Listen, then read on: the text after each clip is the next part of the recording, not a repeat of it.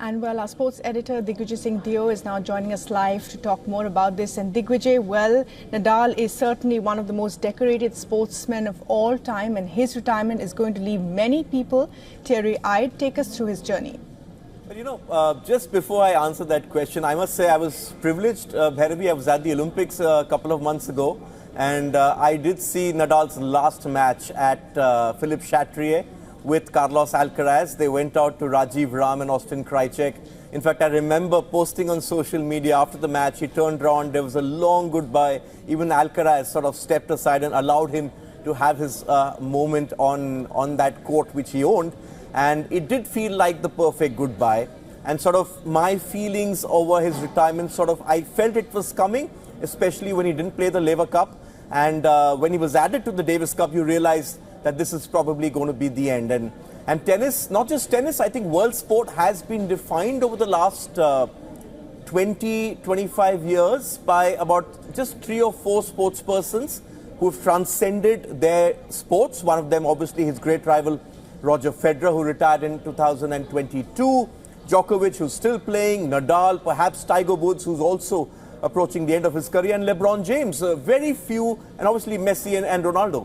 Very few who've been able to achieve that superstardom in a world where you can be a tennis fan, you can be a cricket fan. I should have mentioned Sachin Tendulkar and Virat Kohli over there. But these names every sports fan, every person on this planet has heard the name Rafael Nadal. That's, I think, his legacy. You spoke about his journey. Well, he burst on as this promising youngster, and then everyone soon realized that he's going to be a beast on clay. He won the French Open the very first time that he played, and he became the first person to sort of challenge Federer's domination of tennis. That became the big two. Then you had Djokovic come in, make it the big three. For a brief while, there was Andy Murray. Tennis never had it so good. But these 2 or 3 players sort of defined the sport, defined the generations. And when Federer retired, we sort of called it the end of an era. I think with Nadal going as well, I think that romance of tennis is over, because after Federer went, that tag of nice guy in tennis passed on to Nadal, and that's gone now as well. Djokovic has the most number of titles, will be the greatest of all times in terms of titles, but he was never able to sort of have that same sort of popularity like Federer and Nadal. Yeah, certainly. Also, as you pointed out, Digvijay, the master of clay, but as you also said that there were injuries that were plaguing Nadal over the last year especially, and this was something that was expected and something that was in the pipeline, wasn't it?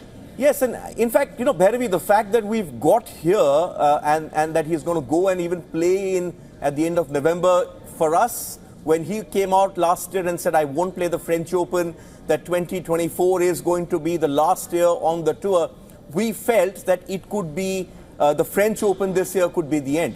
But then he took the year off last year, decided to come back fresh for one last dance. But it didn't go according to plan. The body just about gave up. Remember, I mentioned that bruising style of play, that whipped forehand, that all aggression on court. And the body simply has not sort of been with him over the last 3-4 years. And when he lost in the first round of the French, he decided perhaps, you know what, the Olympics are going to be held here, let's give it one more shot. He skipped Wimbledon, then he skipped the US Open, thinking perhaps that he'll play the Lever Cup, which is where Federer went out. But I think he's now had enough. In fact, that video which we just saw, it had subtitles on it. And if I could just, Bhairavi, read a few points from what he said.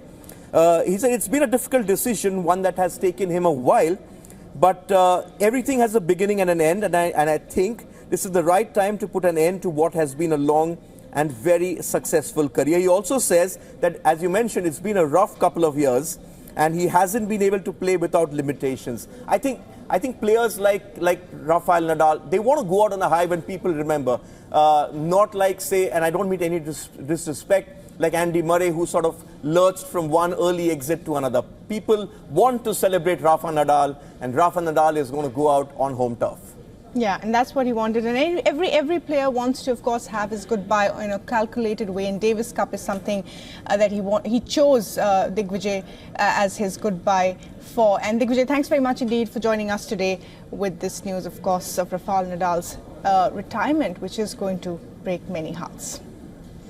For all the latest news, download the WION app and subscribe to our YouTube channel.